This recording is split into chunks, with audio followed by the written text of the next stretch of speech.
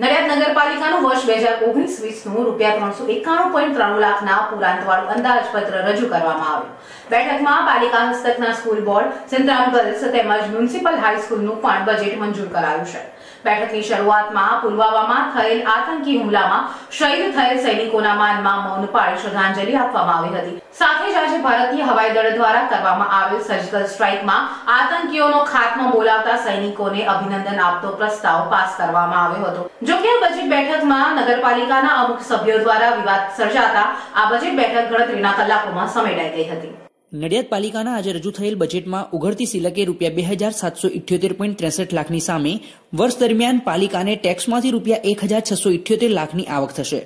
અંદાજવા ઉપરાંત ભાડા પેટે ₹1678 લાખ, પરચુરણ પેટે ₹380.75 લાખ, સહાયક અનુદાન પેટે ₹2172 લાખ, વિકાસ યોજના ગ્રાન્ટ પેટે ₹5876.60 લાખ તથા અસાધારણ આવક ₹283 લાખ મળી વર્ષ દરમિયાન કુલ ₹13,067.68 લાખની આવક થશે તેમ અંદાજવામાં આવ્યું છે.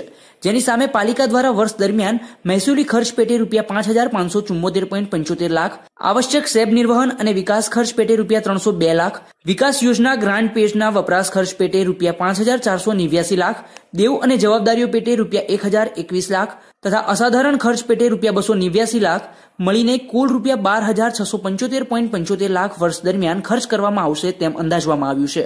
ઉપરાંત પાલિકાને આજે યોજાયેલી બજેટ બેઠકમાં પાલિકા સંચાલિત નગર પ્રાથમિક શિક્ષણ સમિતિ, સંતરામ ગર્લ્સ સ્કૂલ તથા મ્યુનિસિપલ હાઈસ્કૂલના બજેટ પણ રજૂ થયા હતા. આ ઉપરાંત બેઠકમાં મૃત સફાઈ કામદારોના વારસદારોને ધારાધોરણ મુજબ નિમણૂક આપવાનો નિર્ણય લેવાય, ડોર ટુ ડોર કચરો ઉઘરાવવા 26 છોટા હાથી, પીજ રોડ ઉપર નવીન લાઇબ્રેરી બનાવવી, વેડિંગ માર્કેટ બનાવવું, ગૌશાળા પાંજરાપોળનું નિર્માણ કરવું સહિતની દરખાસ્ત પણ રજૂ થઈ હતી. આ થયેલ દરખાસ્તો પૈકી સબમર્સિબલ તથા ટર્બનટાઇલ ખરીદવાની દરખાસ્ત, નડિયાદ સંતરામ ડેરી પાસે બનનાર બાગ, જીઆઈડીસી દ્વારા ફેઝ 1માં બનાવેલ ડ્રેનેજનું કામગીરી એજન્સીએ ટેન્ડર મુજબ કરી ન હતી. તેથી પાલિકાએ ફેઝ 1ની સ્વીકૃતિ ન કરતા વિજિલન્સ નપાસ કરેલ તેની ભલામણ વિરુદ્ધ પક્ષના સભ્યો દેવેન્દ્રભાઈ પટેલ તથા અય્યુબ ખાન પઠાણ તેમજ સત્તાધારી પક્ષના દીપલબેન પટેલ, તૃપ્તિબેન પટેલ, વિજયભાઈ પટેલ સહિતના 6 બાગન સભ્યોએ બેઠકમાં રજૂ થયેલ અમુક દરખાસ્તોનો વિરોધ કર્યો છે.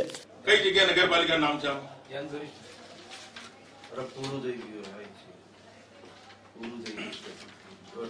અરે સાહેબ, બોર્ડમાં પ્રોસિડિંગમાં લખાવજો બોર્ડ કેટલા વાગે ચાલુ થયું. શું ના બોલાય? એવું થોડું ચાલે.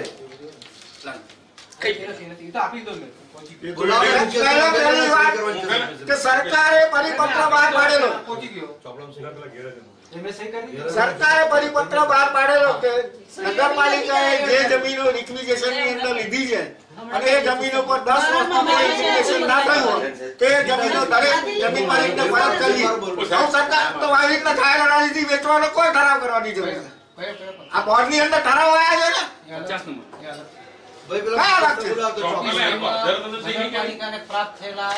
50 નગરપાલિકાને કયા પ્લોટો પ્રાપ્ત થયા? રિક્વિઝેશન માર્યા એક પ્લોટો પ્રાપ્ત થયેલા અને એની નાણાકીય બોર્ડ જેવું હતું જ નહીં કશું. આજે બોર્ડ શરૂ કરી અને બંધ કરી. બજેટ બોર્ડની અંદર બજેટ બાબતની ચર્ચા કરવાની હોય તે છતાં કોઈ જાતનું બજેટ બોર્ડ મંજૂર કર્યું છે કે નથી કર્યું એવો કોઈ શબ્દનો ઔપચારિક વાત થઈ નથી. અમારો વિરોધ એ છે કે જ્યારે બોર્ડની અંદર બજેટ મંજૂર થયું જ ના હોય તો આને ઇમ્પ્લિમેશન કરવાનું કેવી રીતે? પહેલાં પહેલું તો હું ચીફ ઓફિસર સાહેબને પ્રશ્ન એ જ પૂછતો હતો કે જ્યારે બજેટ બોર્ડની અંદર મંજૂર ના થતું હોય તો આની અંદર જે એજન્ડાના ઠરાવો થતા હોય છે, આખા વર્ષ દરમિયાન જે ઠરાવ થશે એનું ઇમ્પ્લિમેશન તમે કેવી રીતે કરશો? એનો ખર્ચ કેવી રીતે તમે મંજૂર કરશો? પહેલાં પહેલી વાત આ હતી. ચીફ ઓફિસર પણ હાથ ઊંચા કરે છે કે અધિકારી અમારો પ્રમુખ ઊભો થઈ ગયો એટલે હું ઊભો થઈ ગયો. આ કોઈ જવાબ નથી. જવાબ વ્યવસ્થિત રીતે આપવું જોઈએ અને એકચ્યુઅલી નગરપાલિકાના નિયમ પ્રમાણે તો ઠરાવો જે છે એ ચીફ ઓફિસરે કાઢવા જોઈએ, નહીં કે પ્રમુખે તો ઠરાવો કરીને ઇમ્પ્લિમેશન અધિકારીએ કરવાનું હોય છે. અધિકારીને એની જવાબદારી હટવા માટે આ પ્રમુખ સાથે એજન્ડા કઢાઈ અને જે ગેરમાર્ગે દોરવાની વાતો કરે છે એ ખોટી વાત છે. લગભગ ગઈકાલે અમારા પક્ષના આજે આપને ખબર હશે કે 52માંથી 46 સભ્ય હાલમાં ભારતીય જનતા પાર્ટીના અને તેના ટેકેદારો છે. ગઈકાલે જ પક્ષની મિટિંગ બોલાવવામાં આવી હતી. મોટાભાગના સભ્યો હાજર હતા. એજન્ડા ઉપર વાતચીત થઈ હતી અને એમાં કોઈને કંઈ વાંધો નહોતો અને કોઈ એજન્ડા એવો છે નહીં કે કોઈને કંઈ વાંધો હોવો જોઈએ. અને કદાચ વિરોધ પક્ષને કોઈ વાંધો હોય તો એ લોકો લેખિતમાં એમનો વાંધો ચીફ ઓફિસરને આપી શકે છે. બજેટનું રજૂઆત કરવાની, બજેટ પણ રજૂ કર્યું નથી અને મંજૂરીની પણ વાત થઈ નથી એવો આક્ષેપ છે. ના, બજેટ રજૂ કરવામાં આવ્યું છે. બધાને 15 દિવસ પહેલા એજન્ડા મોકલી દેવામાં આવ્યો જ છે. અને આપણે ખ્યાલ હશે કે એ બાબતે કદાચ કોઈને વિરોધ હોય છે તો અગાઉથી લેખિતમાં જાણ કરે જ છે. ગઈ વખતે આપણા સિનિયર સભ્ય માનનીય દેવેન્દ્રભાઈએ બજેટમાં જીનિયન ભૂલ હતી સરવાળામાં, તેમણે ધ્યાન દોર્યું હતું અગાઉથી જ. અમે બોર્ડમાં તે બાબતની ભૂલનો સ્વીકાર કર્યો હતો અને તેમનો આભાર માન્યો હતો કે તમે આ ભૂલ જે હતી ને એને અમારું ધ્યાન દોર્યું તે બદલ બોર્ડનો તમારો આભાર માને છે. અગાઉથી જણાવી જ દે છે અને અમે કદાચ કોઈ હોય એમાં ભૂલ તો એને અમે સુધારી લઈએ છીએ. આ બાબતે મારે કશું કહેવું નથી. સર, તમે નગરપાલિકાના સીઓ છો, સરકારે તમને અહીંયા મૂક્યા છે સરકારના પ્રતિનિધિ તરીકે, તમારે જવાબદાર વ્યક્તિ તરીકે કંઈક તો કહેવું પડે. એટલે આ બાબતે જે કંઈ કહેવાનું હશે એ અધ્યક્ષશ્રી કહે છે.